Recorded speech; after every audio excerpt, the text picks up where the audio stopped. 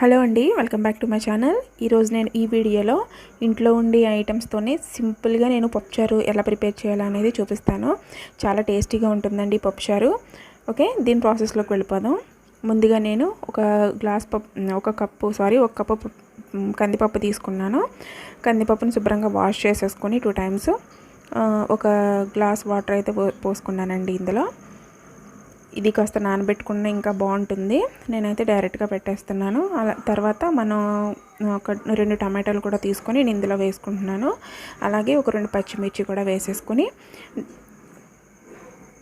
ఇందులోనే కొంచెం పసుపు, అలాగే 1 టేబుల్ స్పూన్ ఆయిల్ కూడా వేసుకుందామండి. ఆయిల్ వేస్తే ఏంటంటే మనకి పప్పు అనేది బాగా ఉడుకుతుంది. అంతే.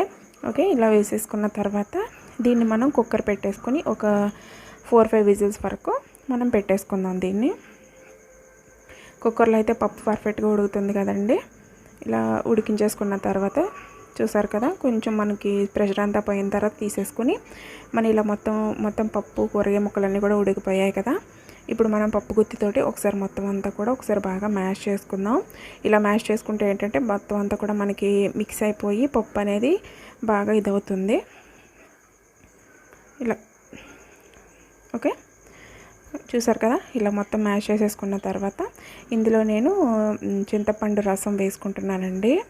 ఒక కప్పు కందిపప్పుకి 1 కప్పు చింతపండు రసం అయితే సరిపోతుంది. తర్వాత మీకు సరిపడగా నీళ్లు కూడా యాడ్ చేసేసుకోండి. అందులో నీళ్లు కూడా యాడ్ చేసేసుకున్న తర్వాత ఇందులో మనం కారం, ఇందాక పసుపు వేసుకున్నాం కదా, కారం కూడా యాడ్ చేసేసుకున్నాం కదా. ఇప్పుడు ఇదంతా కూడా ఒకసారి మిక్స్ చేసేసుకొని ఇందులో మనం తగినంత సాల్ట్ కూడా యాడ్ చేసేసుకోండి. మీ టేస్ట్కి సరిపడగా సాల్ట్ కూడా యాడ్ చేసేసుకోండి.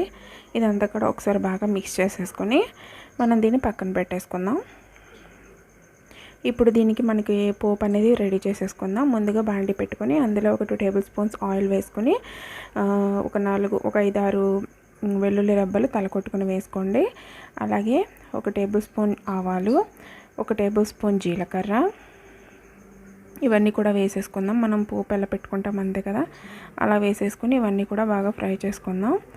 అలాగే ఆనియన్స్ అండి, నేను ఒక ఆనియన్ తీసుకున్నాను, పొడుగు స్లైసెస్లా కట్ చేసుకున్నాను.